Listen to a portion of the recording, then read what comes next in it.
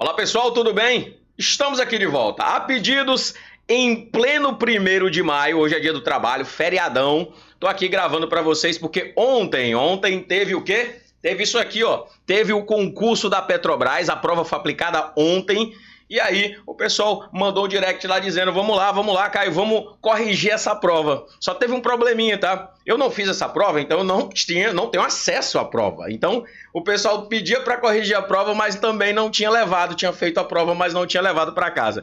Então eu queria agradecer a Mari Bastos, que conseguiu aqui pra gente, tá? Muito obrigado. Ela escaneou a prova dela, mandou as questões aqui para que a gente possa comentar. Então vamos lá nesse feriadão de 1º de maio. Como a gente sabe, as provas da Sebrasp para a Petrobras, assim como a última que aconteceu, que eu também comentei aqui, eu dividi em 3 blocos, em 3 vídeos. Então vamos fazer a mesma coisa com essa daqui, com essa prova de Técnico Segurança do Trabalho, que foi feita pela Sebrasp ano de 2023, mais conhecido como ontem, tá? Ontem foi feito, esse é o nosso bloco 1, nossa primeira parte. Então vamos começar com questões aqui da NR13.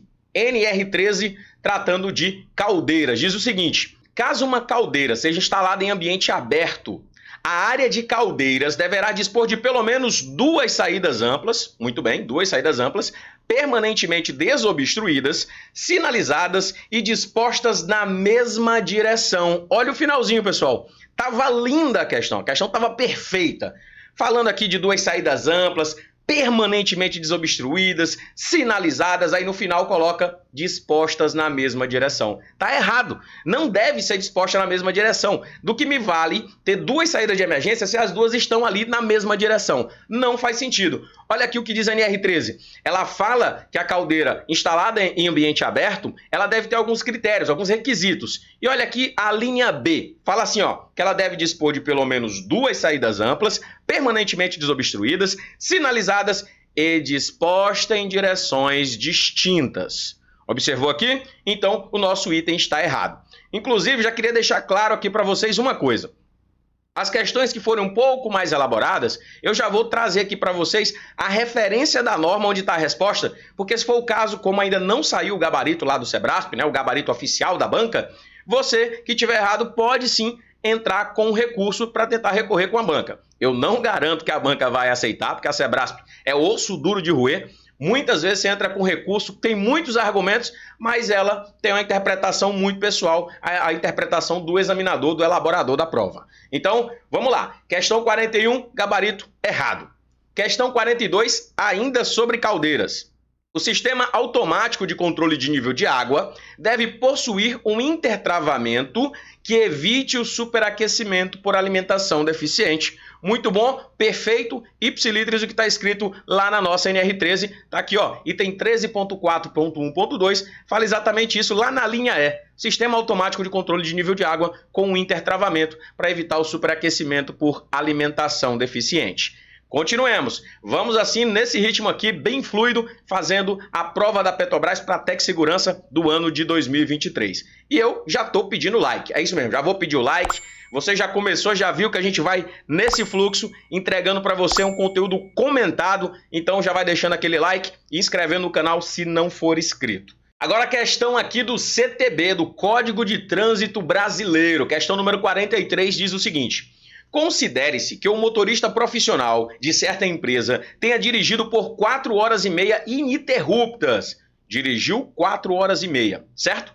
Ele estava dirigindo um veículo de transporte rodoviário de cargas. E, depois desse período, ele tenha descansado por 30 minutos. Olha aqui, descansou meia hora. Dirigiu 4 horas e meia, descansou meia hora. Retornando ao volante após o descanso.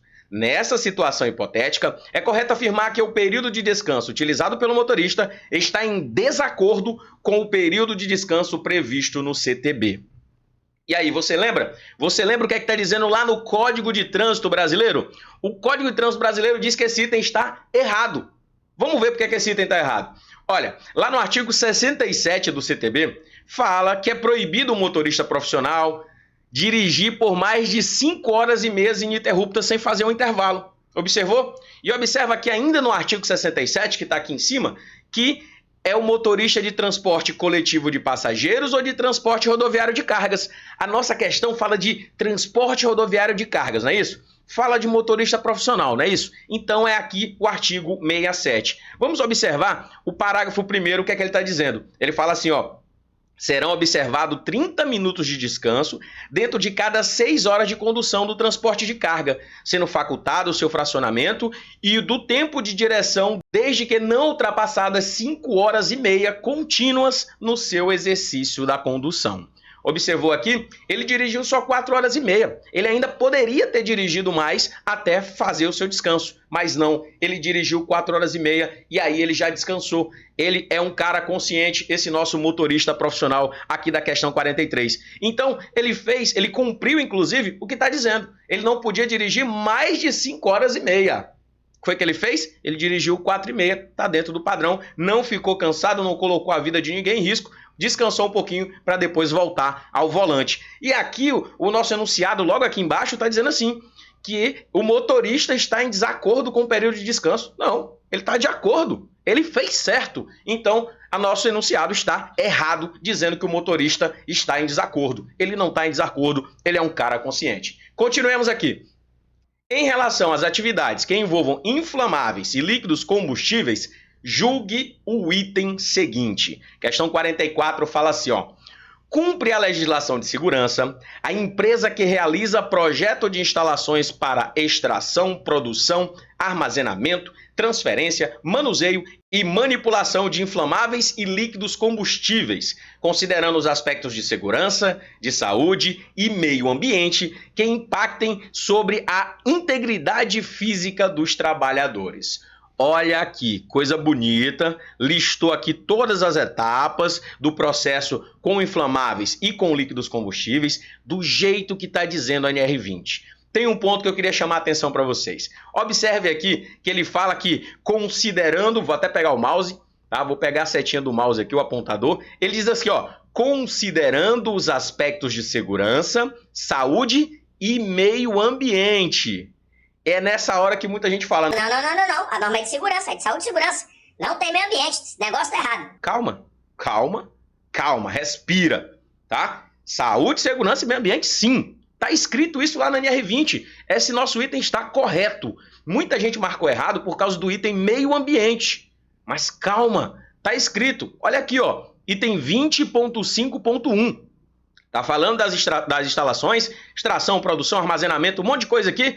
E olha o que está falando aqui. Está dizendo que devem ser projetadas considerando os aspectos de segurança, saúde, meio ambiente que impactem sobre a integridade física dos trabalhadores. Observou? O item 20.5.1 está dizendo que meio ambiente também está aqui, deve ser considerado na hora de fazer o projeto das instalações de inflamáveis e líquidos combustíveis. Vamos continuar. Muito mais questão chegando aí.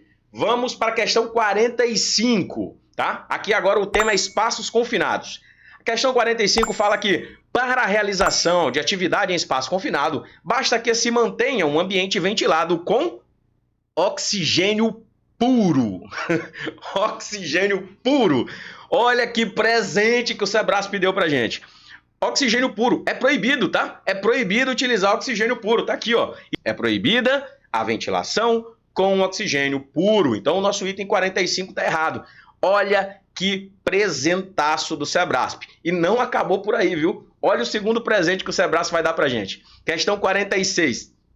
Considera-se espaço confinado qualquer área ou ambiente que atenda a pelo menos um dos seguintes requisitos: não ser projetado para ocupação humana contínua, possuir meios limitados de entrada e saída e que exista ou possa existir atmosfera perigosa.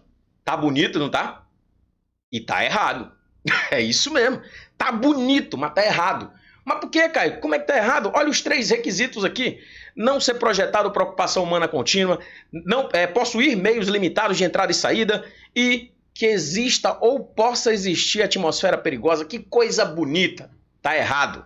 Olha onde é que tá errado, pessoal. Aqui tá dizendo que é espaço confinado, um ambiente que atenda pelo menos um.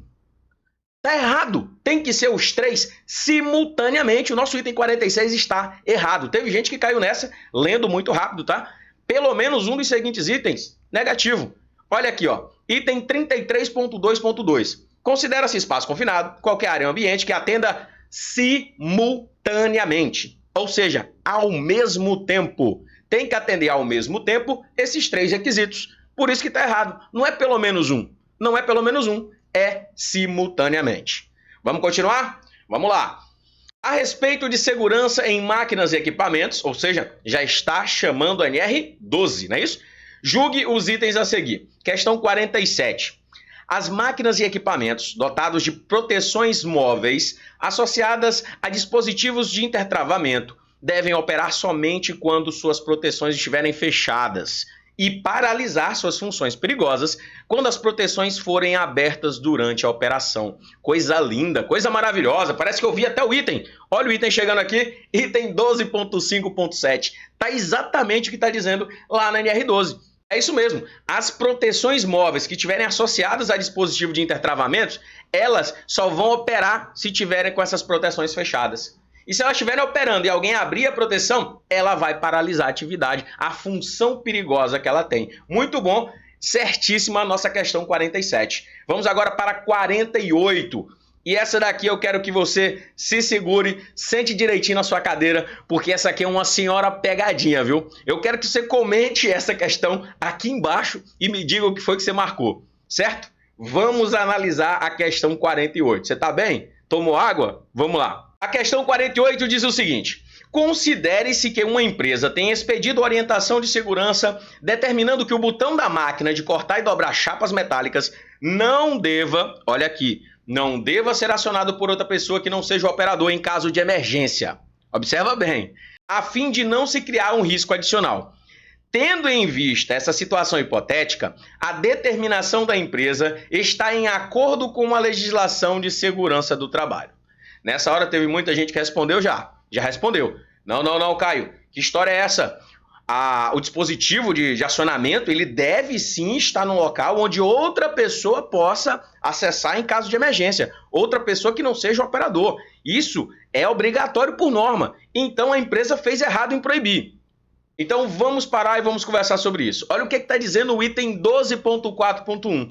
Ele está dizendo realmente que o dispositivo de partida, acionamento e parada, eles devem ser instalados de modo que, a linha B dizendo, ó, de modo que possam ser acionados ou desligados em caso de emergência por outra pessoa que não seja o operador. Ou seja, a empresa, quando ela proíbe que seja colocado no local onde outra pessoa que não seja o operador acione, né?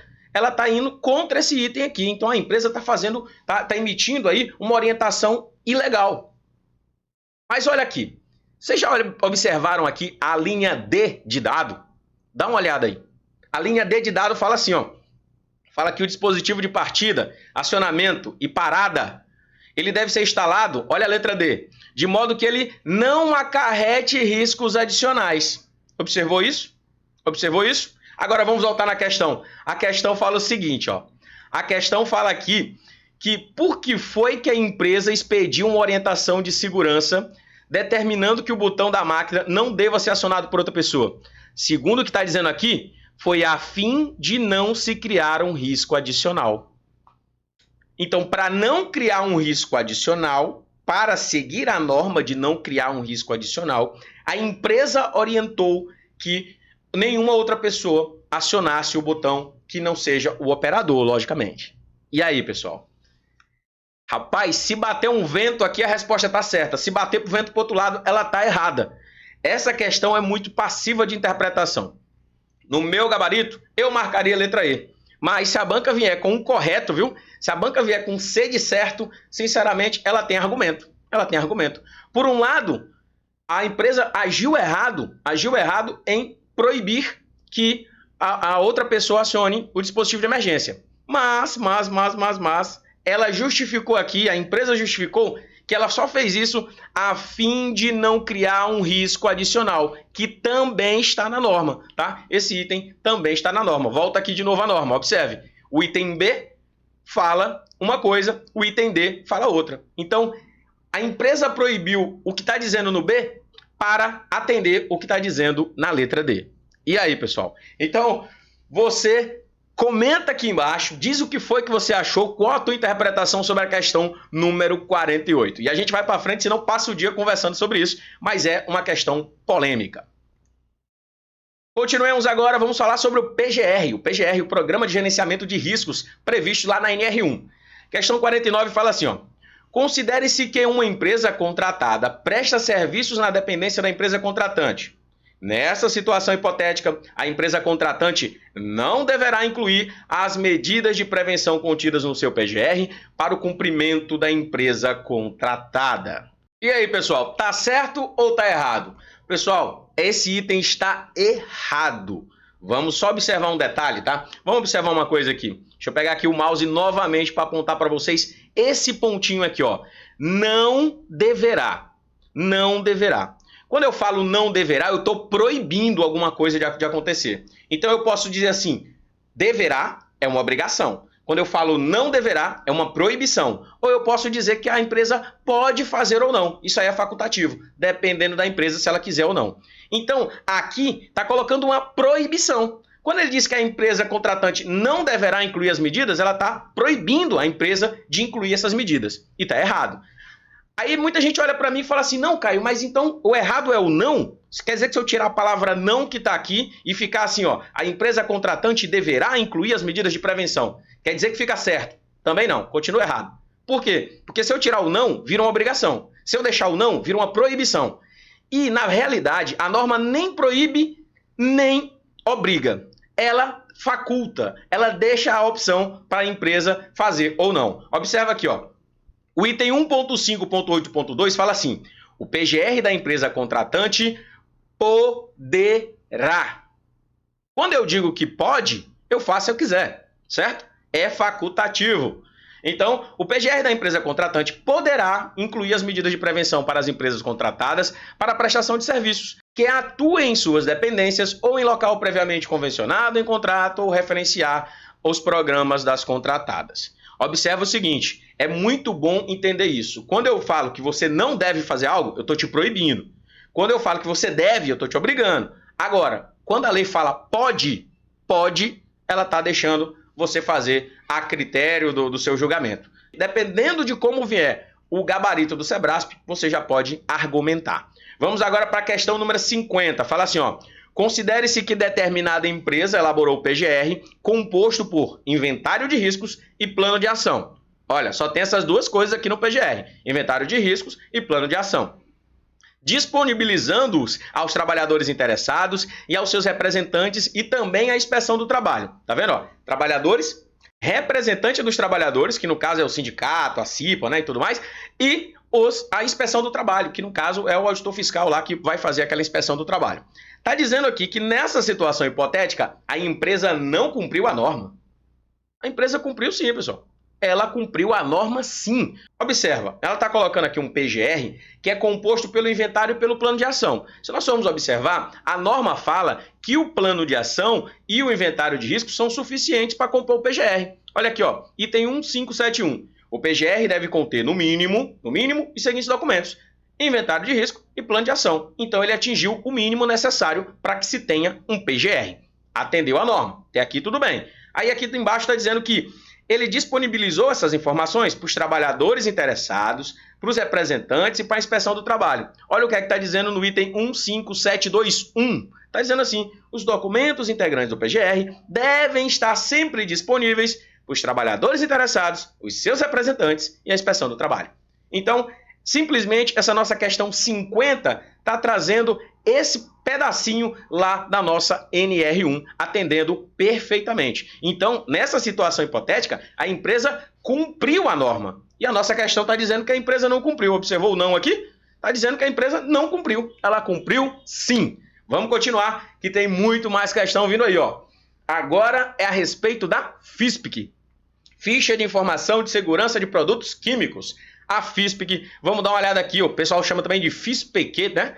Então, pode chamar do jeito que você quiser, contanto que acerte a questão. Questão número 51 diz que uma FISPIC deve fornecer informações sobre o produto químico, relativas à composição e seus ingredientes, relativas às medidas de primeiros socorros, relativas às medidas de controle para derramamento ou vazamento, deve conter também informações sobre o controle de exposição, a proteção individual e as informações ecológicas. E aí, pessoal? Essa questão está certa ou está errada? Ela está reportando a nossa NBR 14725, que vai falar sobre as informações de segurança que tem que compor o relatório lá, a ficha de informação de segurança sobre o produto químico. E todos esses itens que estão aqui citados, composição, ingredientes, medida de primeiro socorro, medida de controle de derramamento, todas elas estão presentes lá na nossa ficha de informação, não é isso? Então, nossa questão está certa. E olha aqui, muita gente vai olhar e vai dizer... Não. Cadê as informações sobre as medidas de combate a incêndio? Cadê as informações toxicológicas? Cadê as informações sobre manuseio e armazenamento? Cadê a informação de transporte? Calma. Vai ter muita gente dizendo, não é só essa que está aí, não. A questão está errada porque está incompleta. Calma. Vamos pensar um pouco. Eu sou flamenguista, certo? Sou flamenguista. Se eu falar para você que o Pedro joga no Flamengo, tá certo ou tá errado? Tá certo. Mas mesmo que você diga, mas o Pedro não joga sozinho. Eu nunca falei que era só, falei que ele joga no Flamengo. E tá certo. O fato de eu passar uma informação parcial não quer dizer que ela esteja errada. Concorda comigo? Em lugar nenhum está dizendo aqui no nosso item 51 que só tem essas informações. Está dizendo que essas informações aqui existem lá na FISP. A FISP que deve ter essas informações aqui. Certo? Certo. Calma, pessoal. Muita calma nessa hora. Pensa conforme a banca. A banca disse que a FISP deve ter essas informações aqui. Sim, tem que ter. Tranquilo. Tá valendo. Vamos para frente. Questão 51, correta. Agora vamos falar sobre o Programa de Proteção Respiratória. Programa de Proteção Respiratória é um processo para a seleção, uso e manutenção de respiradores com a finalidade de assegurar a proteção adequada para o usuário. A esse respeito, julgue o item seguinte. Questão 52. No PPR, a avaliação da adequação do respirador à tarefa, olha aqui, a gente está falando de adequação do respirador à tarefa, tá? Existe também a adequação do respirador ao usuário e a adequação do respirador ao ambiente de trabalho. Aqui ele está se referindo só à tarefa, certo? Para fazer essa avaliação da adequação do respirador à tarefa, deve-se considerar a frequência e a duração da atividade, deve-se considerar o nível de esforço físico e também a mobilidade. Eu devo considerar isso aqui na avaliação? Devo, sim. Nossa questão está correta. Inclusive, eu tirei desse livrozinho que está aqui em cima. Esse livrozinho é o PPR, né? Feito pela Fundacentro. Esse documento é muito importante. Eu sugiro veementemente que você o leia, tá? Ele é muito importante. Muitas questões de concurso são tiradas desse manual aqui, desse livro de Programa de Proteção Respiratória do Fundacentro, que é uma referência na área de pesquisas para a área de segurança do trabalho. Nosso item está correto. Olha aqui que eu tirei aqui do PPR para te mostrar. Adequação à tarefa. A avaliação da adequação do respirador à tarefa deve considerar os seguintes fatores. Observa aqui a linha A falando de frequência e duração da tarefa, a linha B falando do nível de esforço físico e a linha D falando de mobilidade. E mais uma vez você fala para mim, Caio, mas não colocaram a letra C, não colocaram comunicação que está na linha E, não colocaram vida útil dos filtros que está na linha F. Então está incompleta. Incompleta não significa errada. Entenda como o Sebrasp trabalha, porque você pode se ferrar muito sabendo da resposta e errando na tua interpretação, tá? O Sebrasp, ele coloca simples assim. Para fazer uma avaliação de adequação, eu devo considerar a frequência e duração da tarefa? Devo. Eu devo considerar o nível de esforço físico? Devo. E eu devo considerar a mobilidade? Devo. Então pronto, tá tudo certo. Não teve nenhum não aí no meio das perguntas, certo? Certo. E em momento nenhum, olha aqui de novo no item, leia atentamente. Em momento nenhum aqui no item está escrito que devo avaliar, devo considerar apenas, somente. Não, ela não está restringindo isso aqui. Isso aqui não é um rol taxativo. Não, ela não está restringindo. Então, tá correta e vamos continuar. Você agora deve estar olhando aqui para cima e está vendo o Programa de Proteção Respiratória, o livrinho continua aqui no slide. E a gente mudou de tema. A gente não vai falar do PPR, mas eu vou continuar deixando ele aqui em cima. Sabe por quê? Porque nós vamos falar de gases, vapores e aerodispersóides. E olha aqui, o nosso livro de proteção respiratória, lá do Fundacentro, que inclusive é gratuito, tá? Eu vou deixar o link aqui na descrição. Ele é um livro que você consegue ter muitas informações. Inclusive, nós vamos responder essas 3 questões aqui com base nele também, para você ver como ele é importante. Então, sugiro que você estude esse livro. Questão número 53. É considerado um gás toda substância que, em condições normais de temperatura e pressão, né, na CNTP, esteja em estado gasoso. Olha aqui, vamos parar por aqui. É considerado um gás a substância que, nas condições normais, ela está em estado gasoso. Observa que esse item está correto até aqui. E ele vai continuar correto, porque ele vai dizer o seguinte, que pode estar em estado liquefeito em função do aumento de pressão e consequente resfriamento. Concorda comigo que, com o aumento da pressão, eu deixo as moléculas de gás mais próximas. Elas ficam mais densas, né? As moléculas ficam mais próximas. Outra coisa, o resfriamento também faz com que ele fique mais denso. As moléculas fiquem mais próximas. Se você, simultaneamente, fazer um acréscimo de pressão e uma redução de temperatura, você consegue fazer um gás, certo? Então, pessoal, só mostrando onde é que tem esse item lá dentro do nosso PPR. Nosso PPR, lá no glossário dele, tá? Esse livro tem um glossário, e ele fala que gás é uma substância que nas condições normais de temperatura e pressão está no estado gasoso. Então, ele já está trazendo aqui a primeira parte do enunciado, está correto. Perfeito? Vamos continuar? Vamos continuar agora. Questão número 54. Fala que as propriedades físico-químicas dos aerodispersóides podem ser classificadas como poeiras, fumos e fumaças, e não como névoas e neblinas. Olha o absurdo, questão erradíssima. Erradíssima a nossa questão 54. Vamos ver aqui o que é que está dizendo lá no nosso PPR.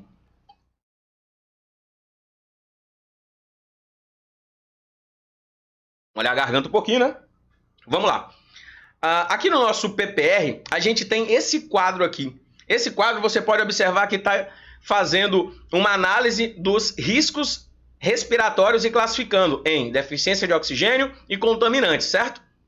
E aqui, ó, entre os contaminantes, nós temos os aerodispersóides. Aqui nós temos poeiras, a gente tem névoas, a gente tem fumos, tem radionuclídeos. Então, eu trouxe isso aqui nem está tão completo assim, mas eu trouxe isso aqui só para você observar como névoas é um tipo de aerodispersóide.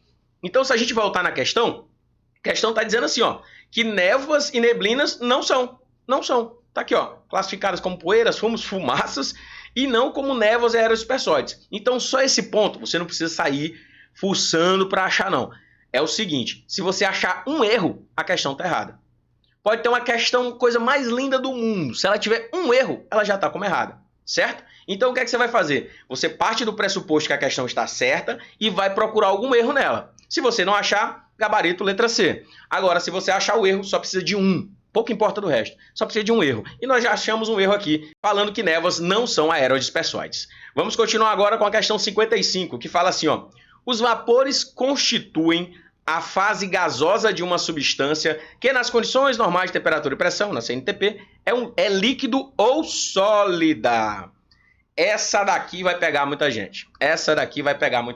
Tá falando assim, ó, que os vapores, eles são a fase gasosa de uma substância que era líquida ou sólida. Aí tem gente que vai falar, faz sentido, o vapor da água. A água era líquida nas condições normais e aí ela vira vapor. É a fase gasosa de uma substância que era líquida. Muito bom. Mas sólida? Olha aqui o final. Tá falando que é a fase gasosa de uma substância que na CNTP era líquida ou sólida. Aí você vai me dizer, não, Caio, tá errado, porque esse negócio de sólido não existe. E é aqui que eu te digo que você está errado. Vou te dizer que você está errado. Gabarito, a letra C está correta. E onde foi que eu tirei isso? Do nosso PPR. Olha o que está dizendo o PPR. Glossário do PPR, tá, pessoal? Quem fez foi a Fundacentro. Qualquer coisa você briga com ela. Vamos lá. A Fundacentro fala que vapor é o estado gasoso de uma substância que é líquida ou sólida a 20 graus e uma pressão de 100 kPa. Olha aqui que coisa legal. Olha que coisa bacana. O vapor é o estado gasoso de uma substância que era líquida ou sólida na CNTP. Então o nosso item está correto. É meio absurdo. Muita gente vai achar errado, mas é o que temos para hoje. Vamos continuar aqui. Agora, a respeito do equipamento de proteção individual. Vamos falar agora da NR6. Questão número 56 fala que, ao fornecer o EPI, a organização deve assegurar a prestação de informações a respeito da descrição do equipamento, dos seus componentes, dos riscos ocupacionais ao qual o EPI oferece proteção e também das restrições e limitações de proteção. Muito bom. Olha aqui, questão certinha. Não são só essas informações que o empregador tem que fornecer, mas essas também são. Vamos dar uma olhada aqui? Lá no item 6.7.2, fala que a organização deve assegurar a prestação das informações. Quais são elas? Está falando, ó, descrição do equipamento e componentes, risco ocupacional contra o qual o EPI fornece proteção, restrições e limitações de proteção. Certo? Certo. Observe que não falou da letra D, não falou da letra E e não falou da linha F. Não falou dos outros itens. Só A, B e C. Caio, questão está certa ou está errada? Lógico que está certa. Lógico que está certa. Mais uma vez, deixando claro para vocês como é que o Sebrasp trabalha. E aí tem gente que fala... Não são só essas informações que a empresa tem que assegurar. Está errado. Calma, muita calma nessa hora. Eu vejo muita gente fazendo isso, tá? Muita gente fazendo isso. Você não vai fazer porque você é esperto e você vai sempre lembrar desse detalhe. Questão incompleta não significa questão errada. A não ser que ele coloque aqui que são apenas essas informações, apenas os itens citados. Aí se ele estiver restringindo, aí ela está querendo deixar a questão errada e aí você vai marcar que é errado. Vamos continuar. Tem mais questão aqui. A gente já está fechando aqui. Deixa eu ver, a gente vai até a questão número 64, né? Para fechar a nossa primeira parte aqui, que é a nossa primeira folha de conhecimentos específicos. Da questão 41 até a 64. Agora vamos falar sobre fundamentos de proteção contra incêndios. Olha aqui, questão 57. O extintor de água é indicado para combater incêndios em locais com tanques de armazenamento de líquidos inflamáveis. O absurdo é gigante aqui, tá? É outro presente aqui que o Sebrasp entregou pra gente. Olha aqui, ó. Extintor de água para combater incêndios em líquidos inflamáveis. Observa aqui que a maioria dos líquidos inflamáveis, inclusive, são menos densos que a água. Se você jogar água nele, além de ela não apagar, porque ela vai ficar embaixo e o líquido vai ficar queimando em cima, ela vai espalhar esse líquido inflamável em chama. Em chamas. Ele vai estar em chamas e você vai espalhar. É um absurdo isso aqui, tá? Extintor de água para apagar incêndio classe B. Esquece isso, tá bom? Vamos continuar. Questão 58 fala que hidrante e mangotinho são exemplos de sistemas portáteis de combate a incêndio. O que é uma coisa portátil, pessoal? Portátil é que você leva para um lado, leva para o outro, igual o extintor. Mas hidrante, mangotinho, não, eles não são portáteis. Eles são fixos na estrutura. Você sabe o que é um hidrante? Hidrante é isso aqui, ó. Isso é o hidrante. Você sabe o que é um mangotinho? Mangotinho é isso aqui, ó. Então, hidrante e mangotinho. Esses dois são fixos na estrutura. Eles não são portáteis, portanto, a nossa questão 58 está errada. Vamos continuar. Questão 59. O extintor de incêndio serve para suprimir princípios de incêndio. Essa daqui, olha, você que estava nervoso na hora da prova, você que sentou ali e leu muito rápido, você pode ter cometido um equívoco gigantesco. Vamos ver aqui? Vamos ver, ó. A questão parece simples, né? O extintor de incêndio serve para suprimir princípios de incêndio. Teve muita gente que lendo rápido acabou lendo suprir, em vez de suprimir. E muda completamente o contexto. Pessoal, o extintor de incêndio serve para suprimir. Suprimir vem de supressão, é de eliminar. Vamos substituir aqui a palavra suprimir por eliminar. Vamos ver, ó. O extintor de incêndio serve para eliminar os princípios de incêndio. Perfeito. Suprimir é a mesma coisa que eliminar. Teve gente que leu suprir. E aí suprir, o negócio é mais embaixo. Porque suprir é a mesma coisa que abastecer. E aí o extintor de incêndio não vai abastecer um princípio de incêndio, certo? Ele não vai fazer isso, ele vai eliminar. Então teve gente que leu rápido e acabou trocando a palavra suprimir por suprir. E aí ficou com a nossa assertiva errada. E aí é que tá o problema. Você perdeu um ponto bobo desse, tá? Um ponto bem, assim... sinceramente, pode fazer muita falta no final. Eu vi pessoas que vieram argumentar assim... mas professor, então essa daqui tava muito fácil, né? Tava falando que ele serve para suprir, lógico que tá errado. Não, tá certo. É suprimir.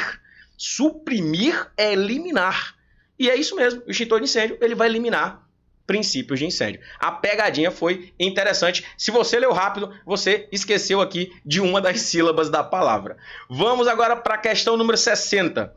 Questão 60 fala que a capacidade extintora é a medida do poder de extinção de fogo de um extintor. Tá corretíssima. Guarda aqui esse conceito. Capacidade extintora é o poder que o extintor tem. Quanto mais poder ele tiver, maior sua capacidade extintora. Lembra disso. Inclusive, vem escrito no próprio extintor, tá? Vem escrito no próprio extintor. Inclusive, também eu já fiz um vídeo sobre isso, tá aqui no canal, falando sobre extintores de incêndio, falando sobre as peculiaridades, sobre o manuseio, sobre o uso do extintor. Inclusive, eu vou deixar o link aqui em algum lugar para vocês, tá? Em algum lugar da tela, você vai ver o link. Quando acabar esse vídeo, você dá uma olhadinha lá. Questão 60, capacidade extintora é o poder de extinção de fogo que um extintor tem. Perfeito, vamos continuar e estamos chegando ao nosso último slide. Nosso último slide diz assim, ó. Julgue os próximos itens relacionados às brigadas de incêndio e ao plano de emergência e de auxílio mútuo. Questão 61. Realizar atividades de prevenção faz parte das atribuições de uma brigada de incêndio. Olha aqui, ó, atividades de prevenção. Tem muita gente que acha que a brigada de incêndio ela só vai agir quando o incêndio acontecer. Mas não. As brigadas de incêndio ela tem como atribuição inspecionar a rota de fuga, inspecionar os extintores, os demais equipamentos de combate a incêndio. Então ela tem que conhecer ali o plano de emergência, tem que fazer os simulados. Então tem muita atividade de prevenção a brigada de incêndio. Vamos continuar. Questão número 62. O técnico de segurança do trabalho é o único profissional competente para a elaboração do plano de emergência. Que coisa absurda! Isso aqui não precisa nem argumentar, né, pessoal? Quando fala que o técnico de segurança é o único profissional competente para elaborar o plano de emergência, pense bem no plano de emergência. O plano de emergência, segundo a 15.219, ele deve ser elaborado por uma equipe multidisciplinar, liderado por um ou mais profissionais especializados. Pode sim ter o técnico de segurança? Pode sim. O técnico de segurança é o profissional, é qualificado. Mas dizer que ele é o único profissional competente para a elaboração do plano, aí tá de brincadeira, aí tá errado. E tá na cara que a gente acertou essa. Vamos continuar aqui, ó. 63. Questão 63 fala que no plano de emergência devem-se considerar rotas de fuga. Óbvio que sim. Óbvio. Eu vou fazer um plano de emergência, eu vou constar tudo que eu tenho que fazer durante uma emergência. E uma das coisas principais, inclusive, é ter rotas de fuga sinalizadas. Essas rotas de fuga têm que estar desobstruídas. Tudo isso faz parte lá do plano de emergência. Então, sem problema nenhum, não precisa nem argumentar isso aqui. Vamos continuar. Questão 64, a última questão da nossa parte 1, dessa nossa parte 1 sobre a prova de 2023 da Sebrasp para técnico de segurança, concurso da Petrobras, tá? E, só lembrando, tem esse vídeo gigante aqui, né? Você já deixou o like? Você já se inscreveu no canal? Se não for inscrito, inscreva-se aí no canal. Vou dar até uma paradinha aqui, só para te dar um tempo de fazer a inscrição.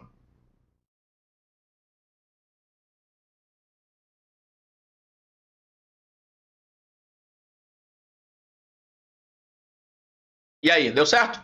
Pronto, já está inscrito no canal? Clicou no sininho também? Tem que clicar no sininho, tá? Para receber notificações aí. Questão 64. O líder da brigada é responsável pela coordenação e execução das ações de emergência em todas as edificações que compõem uma planta, independentemente do número de turnos. Olha, mais uma questão errada. Olha o que é que está dizendo aqui, ó. O líder da brigada, lembrando que essa aqui já é a norma atualizada, é a nossa norma de 2020, a versão mais atualizada dela, diz que o líder da brigada, ele é o integrante responsável pela coordenação e execução das ações de emergência em determinado setor, ou em determinado compartimento, ou pavimento da planta. Então, nosso item 64, nossa questão 64, está dizendo que ele é responsável por todas as edificações da planta. Não. Compartimento, tá? Calma. Aqui está dizendo que é por um determinado setor, um determinado pavimento ou um determinado compartimento. Tranquilo? Então, o nosso item 64 está errado. Aqui nós terminamos o nosso comentário, né, a nossa resolução da primeira parte da prova da Petrobras de 2023. Essa prova que foi para a Tec Segurança. Eu espero que você esteja aí só analisando aqui o gabarito e marcando felizão da vida e gabaritando a maior parte dessas questões. Detalhe, ainda não saiu o gabarito oficial, né, do Sebrasp. Eu estou fazendo isso aqui só para que você mate aí essa sua ansiedade de analisar cada uma dessas.